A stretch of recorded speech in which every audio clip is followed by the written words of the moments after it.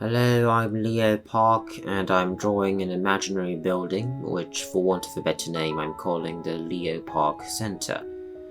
And it was intended to symbolize what I like best about architecture. In other words, it was intended as my idea of an ideal building. But for two reasons, it no longer is what I thought was an ideal building. For one thing, it looks different from what I planned it to be. And for another, my idea of an ideal building has changed even in that short space of time. Anyway, the bit I've just drawn is the facade, and I modelled it on a typical ancient Greek or Roman temple, but there is one major difference that I made, and that difference being that I made the columns with pinkish marble and decorated the capitals above the columns with gold. I mean, I've heard that ancient temples were actually quite colourful. I don't know if it's true or not, but ancient temples are usually depicted as white. Now, I've just drawn along the front of the building 12 busts of many famous historic people, and going from left to right, which is in chronological order, they are Julius Caesar, Sejong the Great, Leonardo da Vinci, Admiral Sunshin Yi, and Sir Christopher Wren,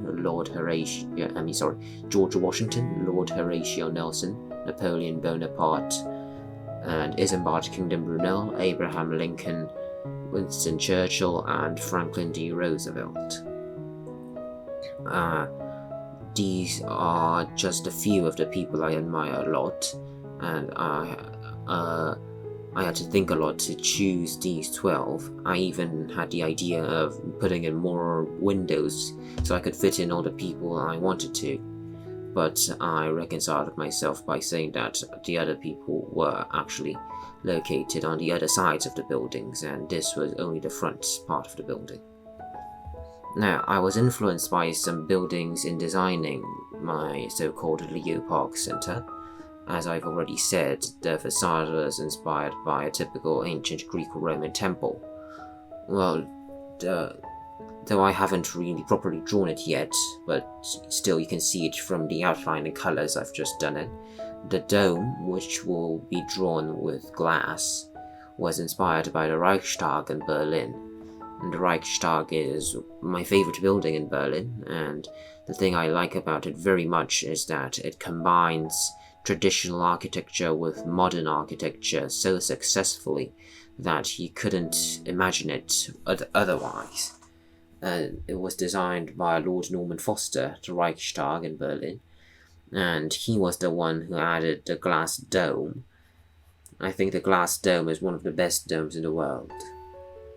However, in Norman Foster's Reichstag, there is only the glass dome and no drum beneath the dome. I, however, added a drum beneath my dome because I really like drums beneath domes after I saw St. Paul's Cathedral in London. Now I'm drawing the grass, which I find very boring. I always find drawing grass boring because it is so monotonous. And I made the mistake in this drawing of putting in too much grass, and therefore being unable to put in as much of the lantern above the dome as well I would have liked.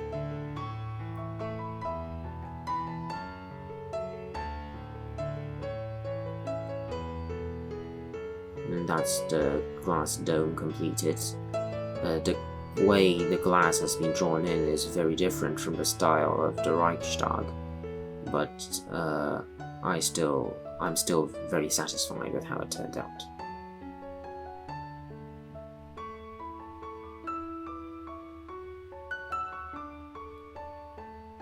From above, when I planned this this building, it looked somewhat like a credit card with a dome in the center. But as I said when this video started, the idea of an ideal building has changed, and now if I drew this again, I would draw a perfectly, a perfect square and a perfect circle combined in the style of a Greek cross. I would no longer draw a credit card shaped building. And that's me drawing the clouds, which means I'm nearly done. And I really enjoyed drawing the clouds in this drawing. And thank you for watching so far.